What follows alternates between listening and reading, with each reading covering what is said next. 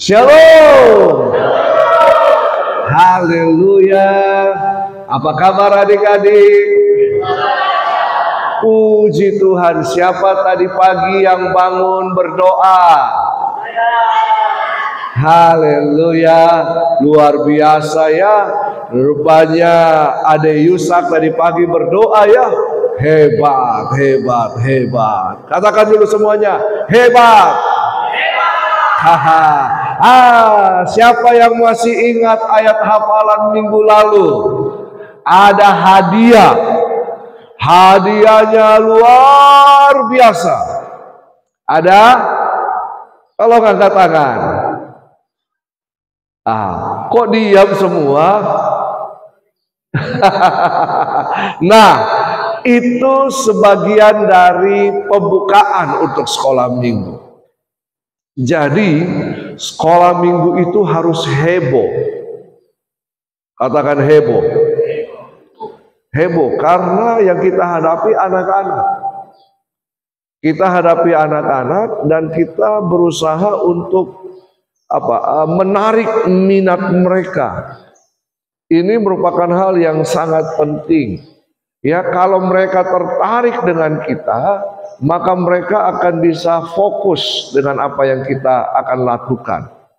Nah, tapi sebelum itu, saya ingin bertanya, ini semua ini ngajar di sekolah minggu? Ya, semuanya? Siapa yang tidak? Oh, puji Tuhan. Kenapa Anda ada di sini? Hah?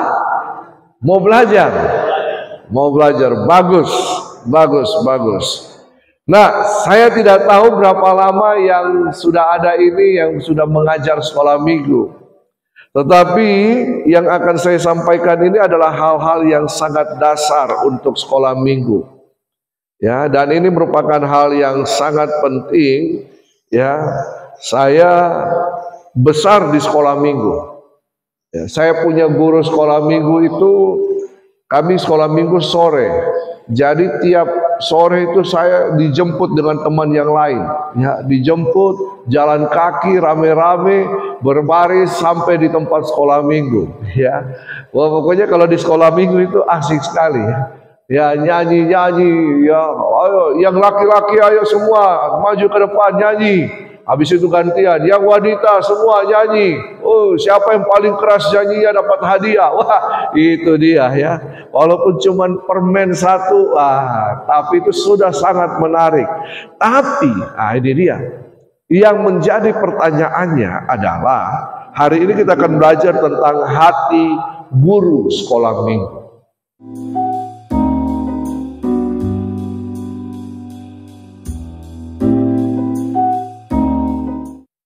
Hati guru sekolah minggu berarti untuk menjadi seorang guru sekolah minggu harus mempunyai hati untuk pelayanan itu.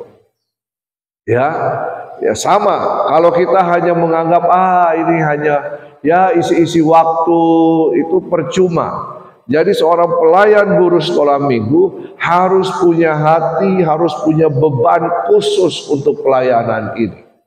Apapun pelayanan kita harus punya hati untuk itu, ya. Kita jangan sembarang melayani karena sia-sia pelayanan kita. Ya, kita harus punya hati. Karena itu yang menjadi pertanyaan pertama adalah mengapa Anda mau menjadi guru sekolah minggu? Ini.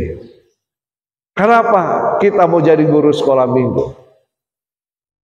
Saya pernah jadi guru sekolah minggu beberapa tahun, ya. Kenapa? Kenapa saya, Bapak Ibu Saudara, mau jadi guru sekolah minggu? Itu kan pelayanan yang tidak wah ya, tidak keren ya. Kenapa? Apakah karena seorang ibu? Apakah karena tidak ada lagi pelayan yang lain? Apakah karena dipaksa oleh Om Budi? Ya, didorong. Kenapa? Ya. Akhirnya menjadi pertanyaan. Sebelum kita lanjut, kenapa saya jadi guru sekolah minggu? Ya, tidak usah dijawab.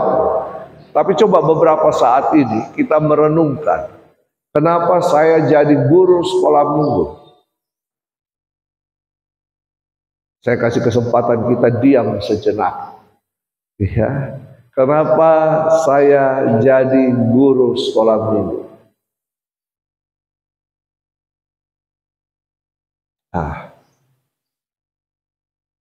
Kenapa?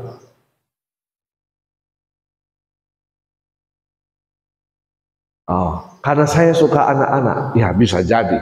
Ya, bisa jadi. Karena nanti saya akan punya anak. Ya, bisa jadi. Ya, apapun alasan Anda, ya, apapun alasan Anda, itu merupakan dasar untuk Anda melayani di sekolah minggu. Ya. Nah, kenapa? Kenapa kita melayani sekolah minggu? Pelayanan sekolah minggu ini ternyata merupakan pelayanan yang sangat penting. Pelayanan yang memberikan dasar. Ada banyak anak-anak sekolah minggu, mereka aktif di sekolah minggu. Waktu kecil mereka ada di sekolah minggu. Mereka terima pengajaran di sekolah minggu.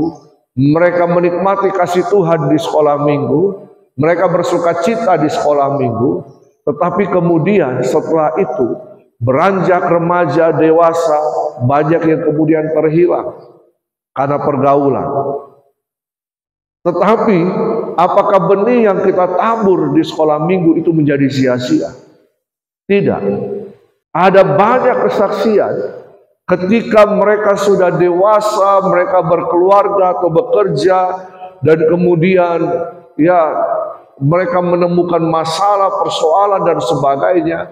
Mereka mengingat ada kisah-kisah yang diceritakan oleh guru sekolah minggu mereka. Misalnya tentang Daud melawan Goliat. Akhirnya karena mereka mengingat itu, mereka kembali datang kepada Tuhan. Berarti setiap pelayanan tidak sia-sia kalau dikerjakan dengan sepenuh hati. Nah, hal yang pertama, kenapa kita melayani di sekolah minggu? Karena sekolah minggu itu adalah di mana usia-usia pembentukan mental karakter mereka, watak mereka. Ya, nah pembentukan karakter atau watak anak-anak ini efektif sampai umur 12 tahun. Karena itu peran guru sekolah minggu walaupun hanya seminggu sekali ketemu, tapi itu paling tidak sudah bisa memberikan apa? Memberikan masukan kepada anak, memberikan nilai kepada anak-anak ini, ya, karena memang usia sampai 12 tahun itu usia namanya golden age, ya, usia emas. Jadi anak-anak kecil begini itu perlu dididik dari awal, ya, mereka perlu diarahkan dari awal. Karena kalau sudah dewasa, sudah berat, ya. Itu ibaratnya kita membengkokkan kayu yang sudah bengkok, meluruskan kayu yang sudah bengkok itu susah sekali, ya. Nah, jadi usia efektif. Selanjutnya setelah usia 12 tahun itu sisa pengembangan dari karakter yang ada. Jadi kita meletakkan dasar apa yang kita letakkan untuk anak-anak ini? Dasar kebenaran firman Tuhan. Nilai-nilai kebenaran firman Tuhan. Nah, karena itu penting bagi guru sekolah minggu. Ini penting bagi guru sekolah minggu adalah untuk mengalami perubahan kehidupan dalam Kristus. Karena nilai-nilai apa yang akan kita tawarkan, kita tanamkan kepada anak-anak kita, kalau kita tidak menghidupinya. Kita ajar sabar sama anak-anak, kita suka korowa. Ya, kita ajar anak-anak bersyukur, guru sekolah minggunya suka mengeluh. Berarti kita tidak memberikan keteladanan nilai. Yang kedua, kita harus bertumbuh dalam kebenaran firman Tuhan. Tidak bisa tidak. Karena guru sekolah minggu apa yang diajarkan? Bukan film, bukan Doraemon, bukan apa lagi, Shinchan, ya. Tapi yang kita ajarkan adalah kebenaran firman Tuhan. Karena itu guru-guru sekolah minggu wajib untuk membaca Alkitab.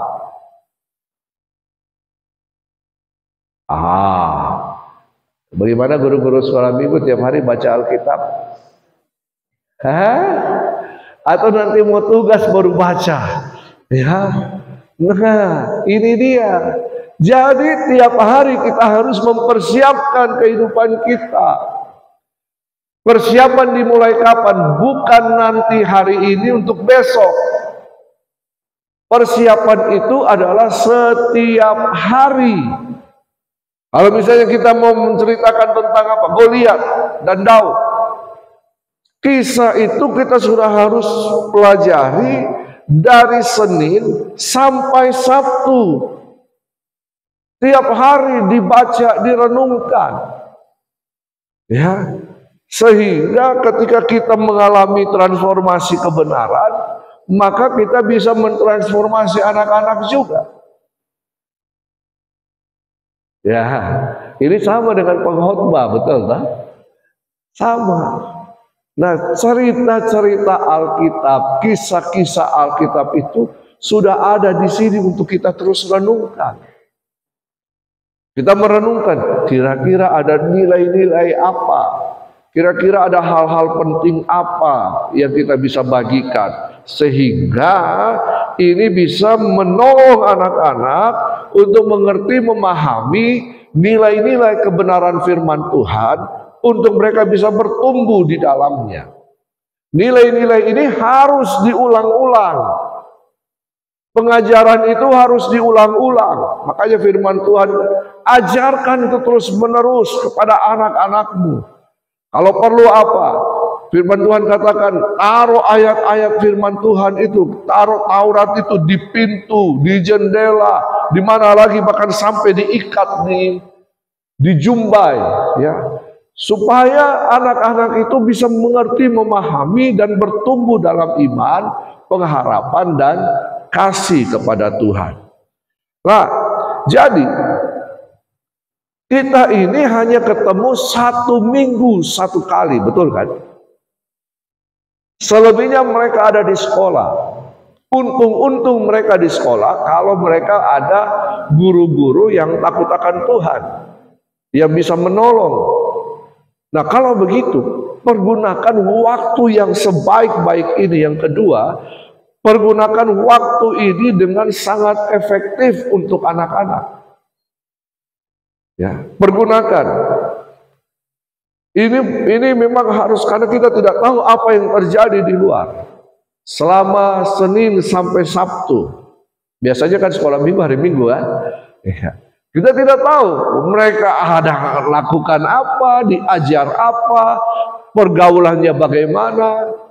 Tapi saya percaya ketika hari Minggu mereka ada di sekolah minggu dan kita siap untuk mengajar mereka, untuk menabur benih kebenaran, saya percaya benih kebenaran itu akan bertumbuh dan menjaga mereka. Amin. Nah, yang ketiga, dunia lebih menarik dari gereja. Betul? Game itu lebih menarik dari ibadah. Aha, betul apa betul? Betul. Apalagi komik-komik, cerita-cerita apa semua itu lebih menarik. Nah, dunia membuat sedemikian rupa supaya menarik perhatian anak-anak ini. Nah, tugas kita apa? Membuat sesuatu yang bisa menarik mereka kembali datang kepada Tuhan. Ya, Tawaran dunia, tuntutan dunia, ya ini sangat beragam kepada anak-anak. Ya, semua ini dihadapi oleh anak-anak setiap hari. Sehingga begini, pernahkah kita melihat mengamati anak-anak yang suka nonton YouTube yang anak-anak itu? Coba lihat gaya bicaranya. Ya. Gaya bicaranya sama semua kan?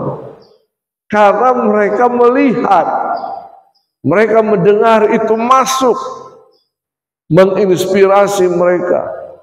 Aku kan begini, itu kan? Aku, ya, kata aku. Makanya sekarang Indonesia itu sudah melarang penggunaan kata aku dalam percakapan, dalam pengajaran. Ya, kata aku, karena aku itu sifatnya egois. Jadi di sekolah-sekolah sekarang mulai dilarang menggunakan kata aku. Ya. Jadi apa yang mereka lihat, apa yang mereka tonton selama seminggu itu,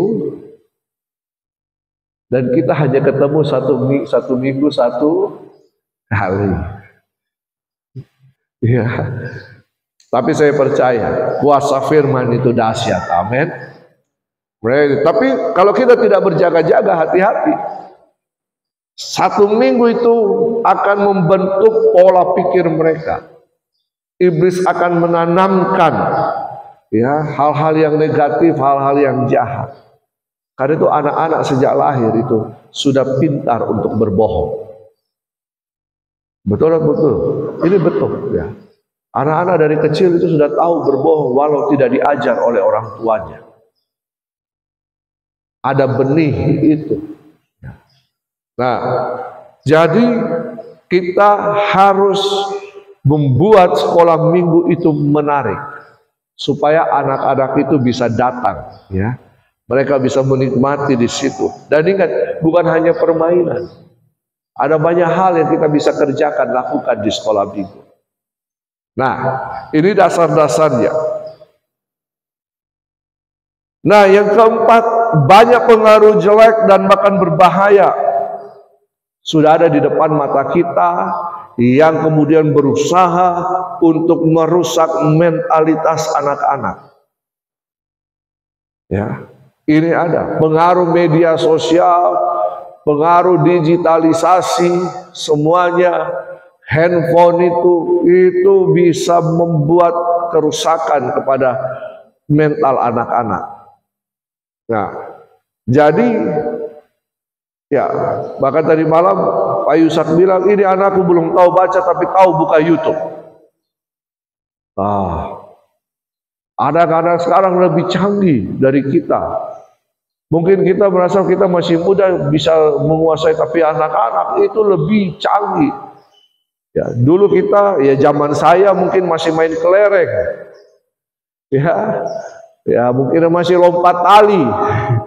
Apalagi main ban motor, tak pukul-pukul. Iya toh, masih berenang di sungai. Ya, pokoknya apapun masih pajat-pajat pohon. Nah, generasi kalian masih melakukan itu enggak? Masih. Nah, generasi anak-anak, ya, atau sudah tidak ada yang main kelereng? Ya, tidak main kelereng. Sekarang mereka apa? Nonton gadget. Itu dia. Itu sangat-sangat merusak. Ya, dulu itu asing, tapi bagi mereka, karena mereka hidup di zaman ini, ya, mereka tidak asing dengan itu. Ya, memang tiap angkatan itu beda zaman, ya. Tiap generasi itu berbeda zaman, berbeda tantangannya. Nah, jadi kita harus tahu bagaimana kita mengajar dengan saat ini. Apakah kita hanya mengajar dengan biasa-biasa saja? Ya, nah, karena itu kita melihat tadi ternyata ada urgensinya Apa itu urgensinya? Ada sesuatu yang darurat, ya, sesuatu yang darurat karena pergaulan, karena media sosial, karena banyak hal yang bisa terjadi dalam kehidupan anak-anak.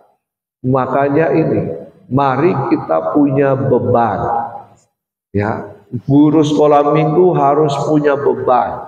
Bukan hanya data mengajar. Mari adik-adik kita nyanyi, haleluya, kita ketawa-ketawa, cerita-cerita, dadah, pulang. Ya, tapi kita harus punya beban. Kita harus punya belas kasihan. Kita harus punya empati dengan mereka. Yesus saja tidak menolak anak-anak, betul kan? Dia tidak mengusir anak-anak. Bagi saya, gereja harus ramah terhadap anak-anak. Saya tidak peduli ketika saya lagi khotbah anak-anak bermain. Ya. Jangan dilarang. Tidak apa-apa. Karena mereka rasa apa? Rasa di rumah, betul kan? Mereka rasa di rumah. Jadi kalau hari Minggu belum sekolah minggu, mereka ada ikut dengan orang tuanya di sini dan kemudian mereka bermain, itu lagi. Sebaiknya jangan dilarang. Jangan sampai mereka begini, kalau di gereja saya dilarang bermain. Berarti gereja bukan tempat saya. Di luar sana, wah asik dong. Betul kan? Ya, kadang-kadang ada banyak jemaat yang tidak setuju, mengganggu. Tetapi kita harus membuat gereja yang ramah anak, ramah generasi. Ya, ini penting supaya mereka tahu, oh ternyata di gereja saya diterima. Ya, di gereja walaupun ya mungkin masih anak-anak, mereka masih belum tahu. Tapi kan kita bisa pelan-pelan untuk mendidik mereka. Nanti kalau di gereja duduk diam-diam, kita nyanyi sama-sama. Kalau kumpul dengan orang tua, kan itu kan bisa dididik, kan? Bisa diajar. Biarkan mereka bertumbuh bersama-sama, sehingga mereka juga bisa menikmati kebersamaan itu. Mereka bisa menikmati bahwa oh mereka adalah bagian dari gereja. Ada banyak hal yang kita bisa kerjakan. Misalnya kasih kesempatan mereka untuk nyanyi, tampil, untuk ambil bagian dalam kebaktian. Bisa enggak? Bisa. Misalnya, ini belum pernah dilakukan kali ya, doa pembukaan. Sudah? Itu bagus. Apa hal-hal yang lain yang kita bisa kerjakan sehingga mereka tapi jangan cuma itu ya, cuma dia saja ya, cuma dia saja. Ya. Nah karena itu, karena dengan latar belakang itu semua, maka peranan guru sekolah minggu sangat penting untuk apa? Membantu keluarga-keluarga yang punya anak-anak yang terbatas dalam pendidikan rohani mereka, untuk kita bisa membantu mereka membina anak-anak mereka supaya mereka mempunyai kehidupan yang benar, hidup yang takut akan Tuhan, hidup yang beribadah, mereka mempunyai karakter yang baik. Saya percaya ketika nilai-nilai ini ditanamkan dari sejak kecil, mereka akan mempunyai masa depan yang cerah. Nah, ini penting. Saya ingat ada satu kisah antara satu orang tua dengan anaknya. Anaknya ini sudah besar, tapi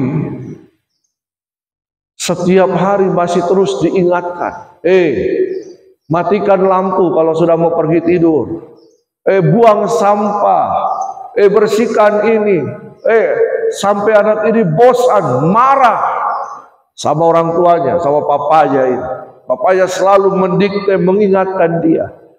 Tapi pada akhirnya dia melamar di sebuah perusahaan. Saya kira ini sudah beredar di TikTok dan sebagainya. Dia melamar di sebuah perusahaan, dan pada waktu panggilan wawancara, lalu kemudian apa yang dia lakukan? Ternyata dia masuk ruangan, ada sampah di situ. Dia kemudian ambil, dia taruh di tempat sampah. Dia lihat ada lampu banyak sekali yang masih nyala, dia matikan. Pokoknya hal-hal yang tidak beres dia kerjakan. Apa yang terjadi? Ketika mereka sedang menunggu wawancara itu, tiba-tiba namanya dipanggil dan dikatakan, mulai besok kau diterima dan mulai besok bisa bekerja di perusahaan ini. Loh, saya tidak diwawancara, Pak. Tidak. Tetapi kami menilai dari tindakanmu, perbuatanmu. Ya, dia dikasih lihat apa yang dia kerjakan. Baru kemudian dia ingat orang tuanya. Iya ya, orang tua saya suka marah-marah, koro-koroan sama papa saya. Ternyata ada nilai-nilai yang sedang ditanamkan. Nah, hal-hal itu, hal-hal yang prinsip seperti itu, menanam nilai-nilai ini sangat penting. Karena itu guru sekolah minggu harus jadi teladan. Ya, harus jadi teladan. Karena kita sedang menanam nilai. Ya, kita sedang menanam, membentuk karakter mereka.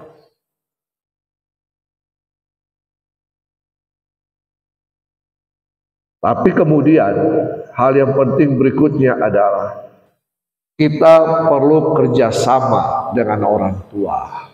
Ya, tidak bisa melakukan sendiri. Jadi gereja dan orang tua harus punya kerjasama. Nah,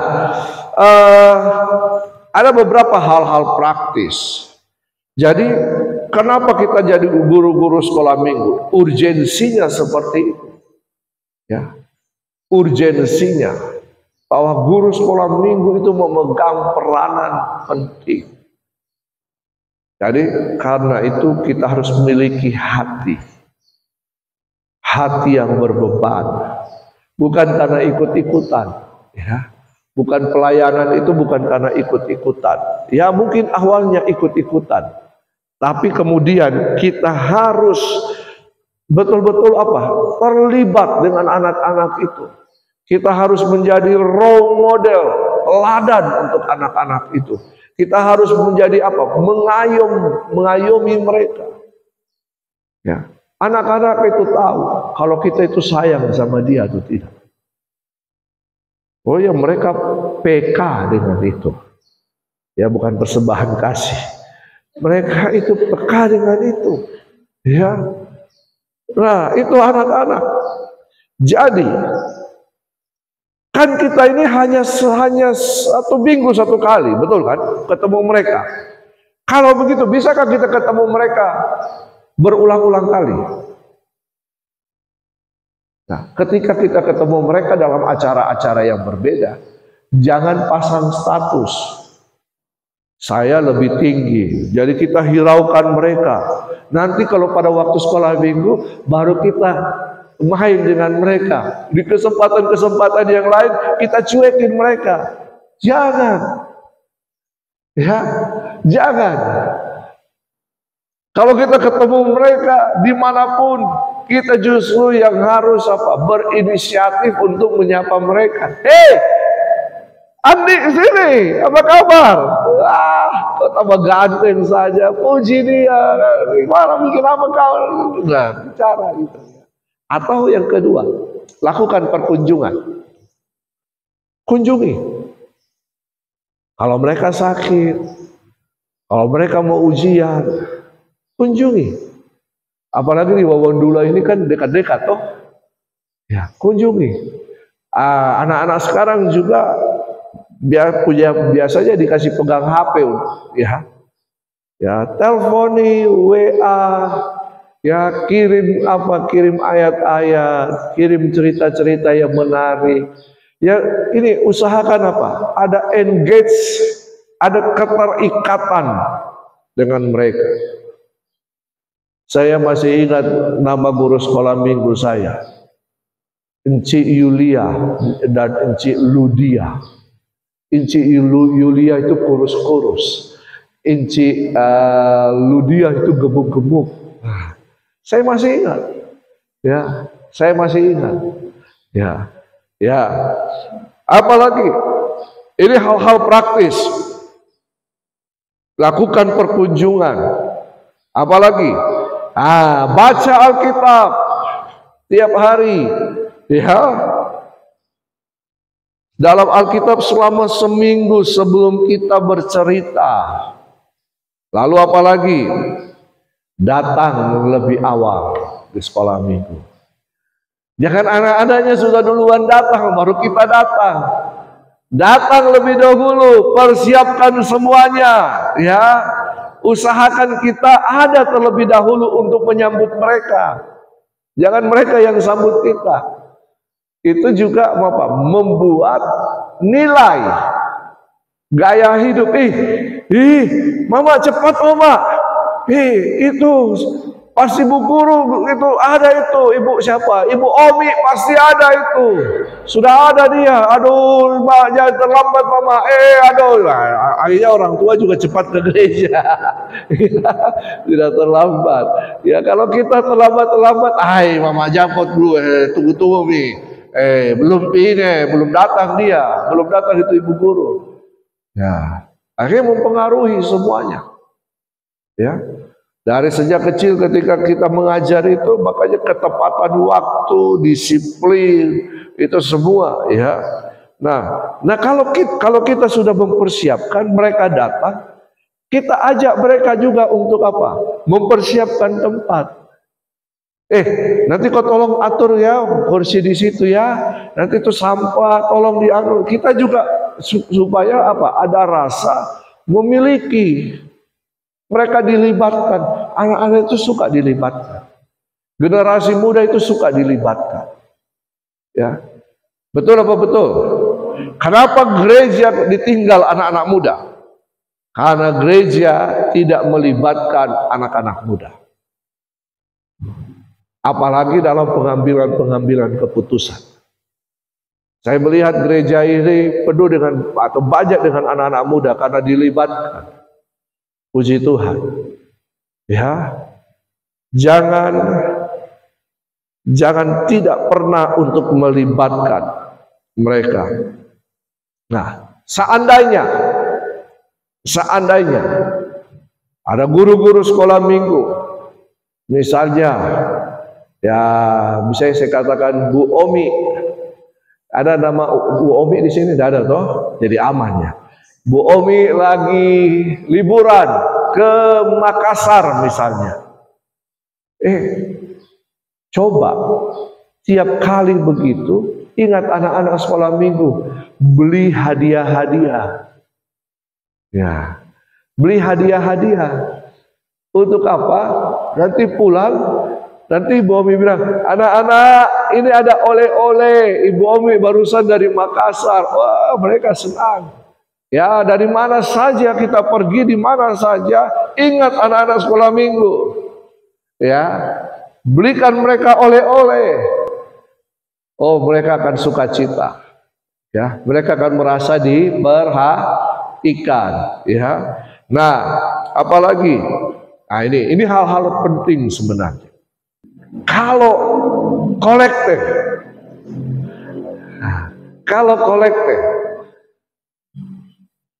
guru sekolah minggu pimpin, adik-adik kita akan memberikan persembahan.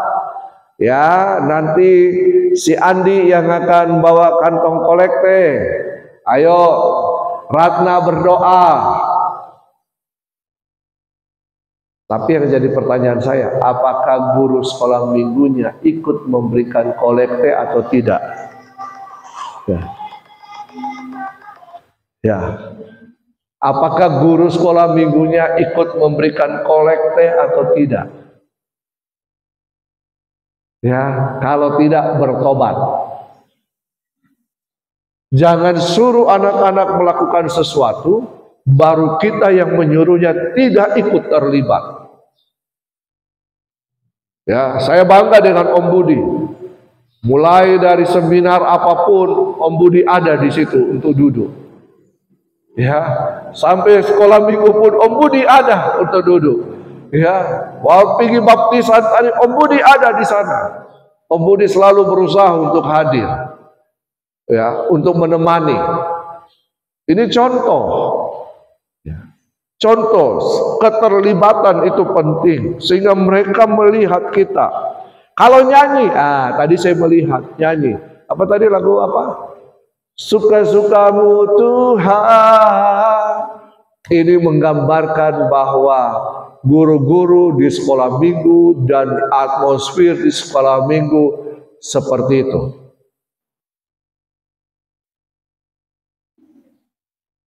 Harusnya kalau kita goyang-goyang, suka-sukamu Tuhan, goyang seperti anak-anak. Jangan malu. Makanya Daud itu menari, dia dikatakan orang gila. Ya, jangan kita suruh anak-anak ayo goyang, gaya. Kingkong badannya besar, ya, tapi kakinya pendek. Ayo, tapi kita tidak memberikan inspirasi gaya. Ya, anak-anak disuruh gaya tapi kita tidak. Justru sebagai seorang guru sekolah minggu kita harus memberikan keteladanan itu. Kalau nyanyi, kingkong badannya besar kayak saya, gitu. Ya, kita nyanyi. Iya, ini penting. Ya, anak itu akan melihat dan meniru. Ini sangat penting. Jadi kalau kita penuh ekspresi, mereka juga akan penuh ekspresi. Bahkan mereka berusaha untuk melebihi dari. Baru-baru kami ibadah padang kenaikan. Ya, jadi ada grup anak-anak sekolah minggu. Jadi bikin budatan orang-orang tua, tapi ada grup anak-anak sekolah minggu. Waktu nyanyi, masing-masing giliran. Ya, bagian sana nyanyi, ya bagian sini nyanyi, bagian sana nyanyi. Pas anak-anak sekolah minggu mereka nyanyi sambil berteriak, heboh. Ya, justru mereka lebih heboh dari kita. Tapi kita harus memberikan keteladanan itu. Nah, berikutnya kita harus nyanyi dengan antusias. Ini dia. Jangan pernah menghakimi anak-anak atau menyalahkan mereka. Misalnya, ya, kok loyo, malasnya deh. Nah, jangan pernah begitu. Goblok memang. Jangan pernah menghakimi mereka dengan kata-kata yang negatif. Ya, pakai kata-kata yang positif yang membangkitkan semangat. Kakak tahu, kalian masih simpan tenaga, kalian belum keluarkan semuanya. Ayo semangat, kita nyanyi dengan semangat lagi. Itu kan kata-kata yang memberikan mereka inspirasi untuk terus. Jangan menghakimi. Ya, kayak kemarin Pak Johan bilang, ya, cantik aku tapi hitam, atau hitam aku tapi cantik, mana lebih baik? Hitam aku tapi cantik, gemuk-gemuk begini tapi hebat. Jadi kita harus membangkitkan. Jangan pernah menjudge, jangan pernah menghakimi, jangan pernah mempersekusi, membuli anak-anak. Ya, kalau kita ketawa dengan mereka, cerita mereka ketawa, kita juga ikut ketawa terbahak-bahak. Ya, nah, jangan jaim. Ya, nah, begini, kostum juga menentukan. Kostum yang santai, yang sama seperti mereka. Jangan ngajar anak sekolah minggu pakai dasi, pakai jas, atau pakai gaun, ya.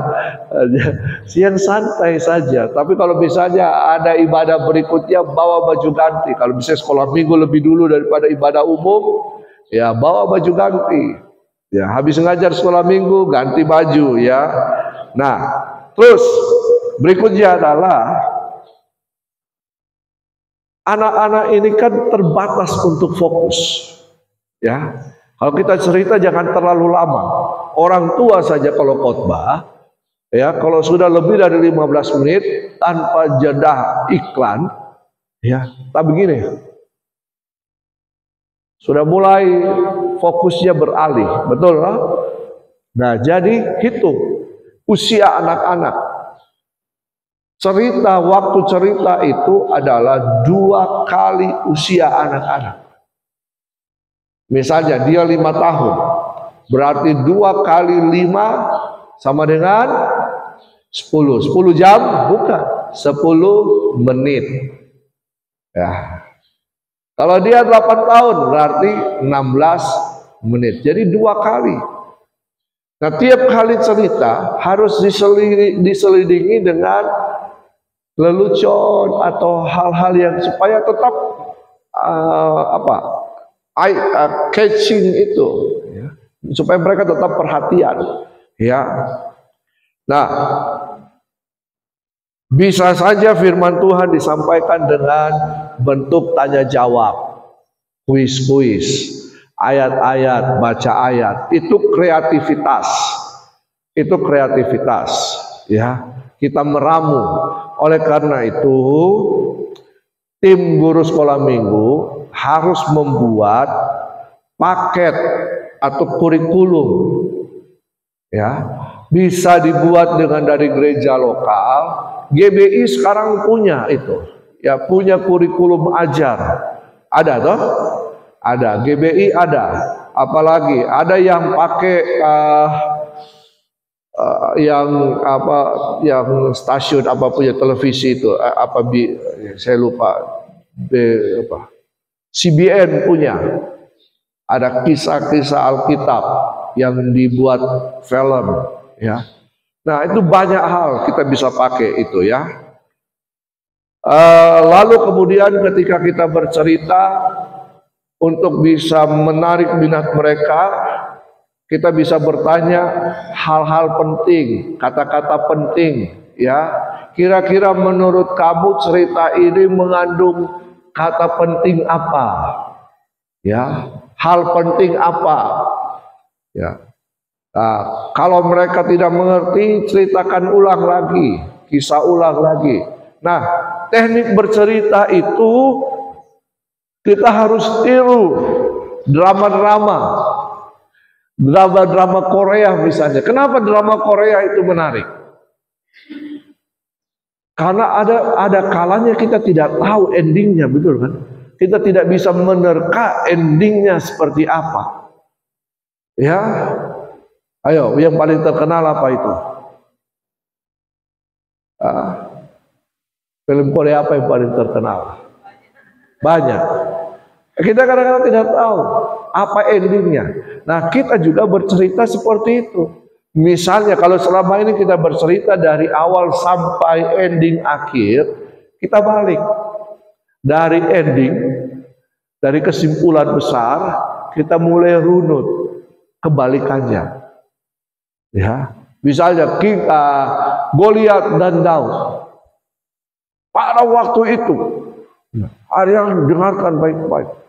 Waktu itu Goliat dibunuh oleh Daud. Kepalanya dipenggal oleh Daud. Kalah. Kenapa bisa kalah? Karena ada 5 batu. Untuk apa itu 5 batu? Dari mana itu 5 batu? Cerita seperti itu. Jadi dari belakang. Oh, waktu itu Daud, dia lihat Goliat. Goliat ini menghina. Goliat ini sangat-sangat menghina orang Israel. Dia hina Tuhan. Jadi adik-adik jangan pernah hina Tuhan. Iya. Itu nilai-nilai. Jadi akhirnya mereka semakin tertarik dengan cerita kita. Ya. Misalnya peristiwa perkawinan di Kana. Ya. Apa yang kalian bisa dapatkan? Oh, ternyata kalau kita taat, kita percaya, mujizat terjadi. Ada hal-hal yang penting juga yang harus kita tekankan berulang-ulang. Jadi dalam satu cerita itu Jangan hanya kita asal cerita saja dari awal sampai pada akhir. Ingat ya, Daud itu orang yang takut akan Tuhan. Waktu itu Daud ambil batu, dia mulai lempar, dia goyang. Ikut juga jangan. Waktu itu Daud ambil batu, lalu kemudian dia taruh di ali-ali. Apa itu ali-ali, Pak Guru? Ya pokoknya ali-ali lah. Dia goyang-goyang, tapi tidak dengan ekspresi. Harus, dia goyang.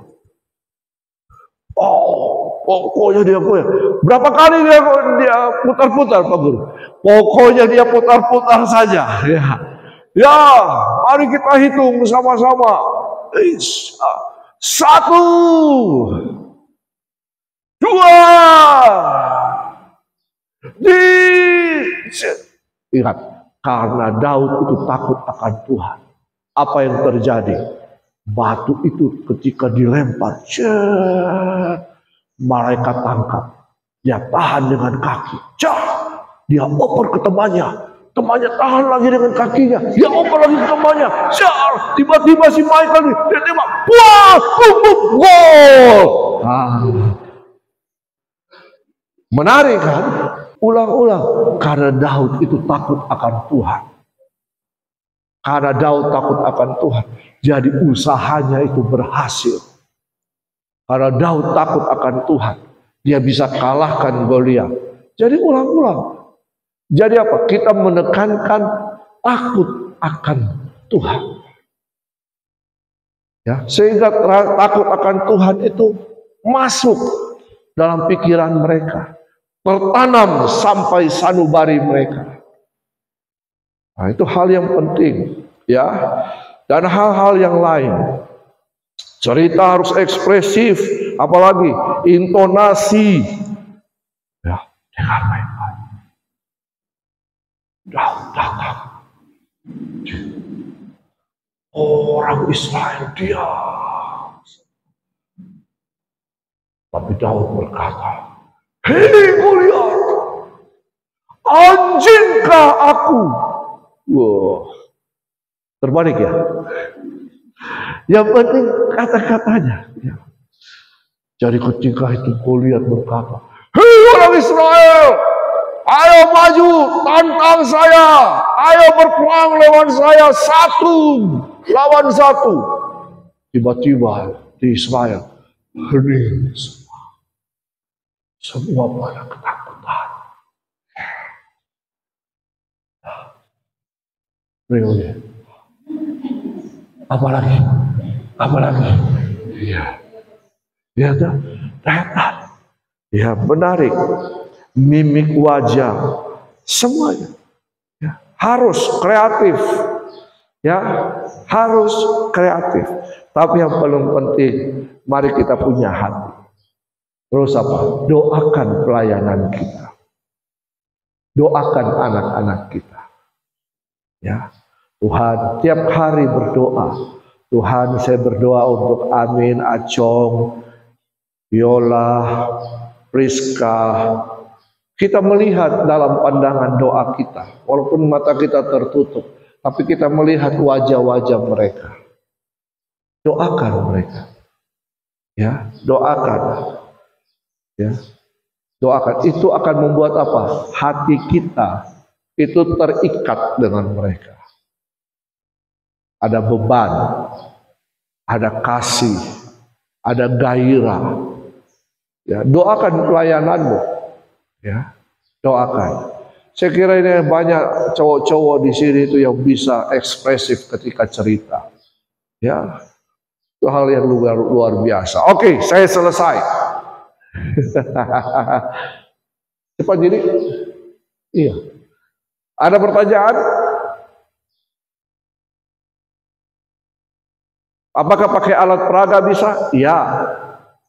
Untuk usia-usia tertentu pakai alat peraga. Itu penting. Ya. Untuk apa alat peraga? Supaya mereka tetap fokus dan mereka juga ikut terlibat di dalamnya. Jadi saya pernah waktu Natal kapan saya disuruh diminta untuk khotbah di sekolah minggu. Ada kurang lebih ada hampir 1.000 anak.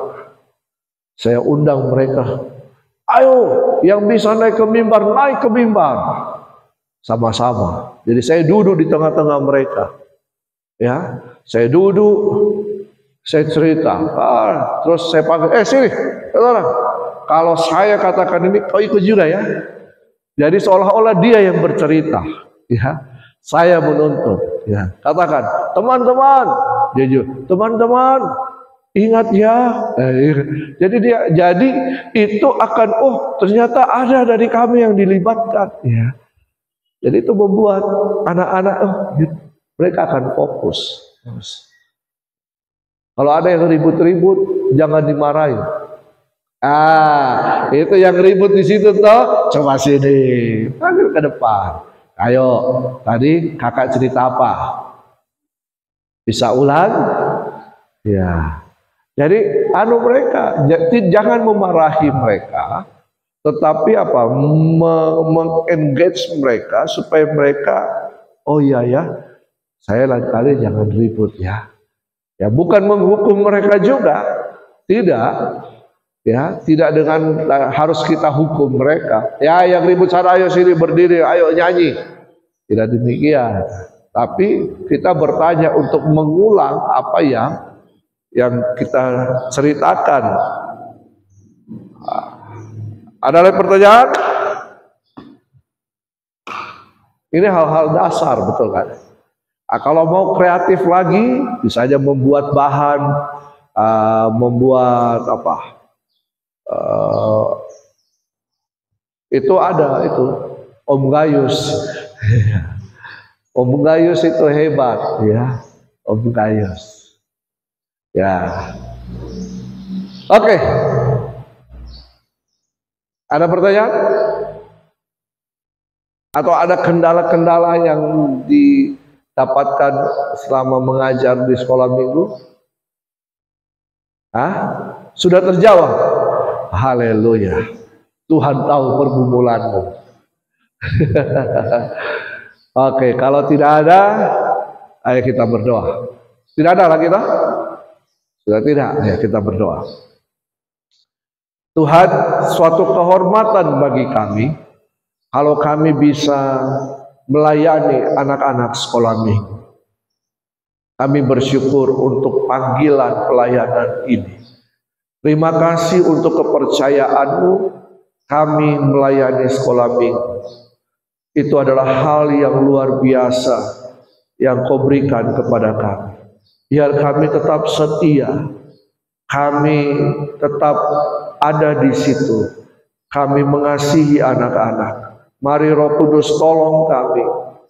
Roh Kudus berikan terus beban pelayanan itu kepada kami. Kalau mungkin ada yang ingin terlibat, join dalam pelayanan ini, kami percaya Roh Kudus akan memampukan kami.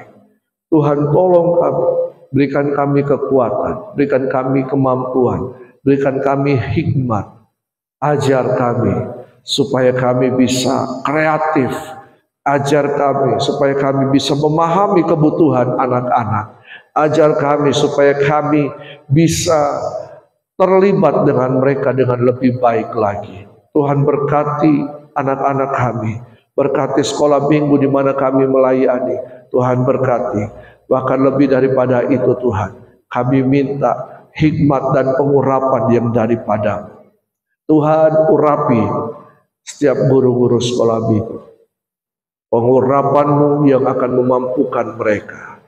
Tuhan tolong mereka sehingga mereka melayani dan mereka menjadi berkat, mereka menjadi teladan untuk anak-anak sekolah minggu.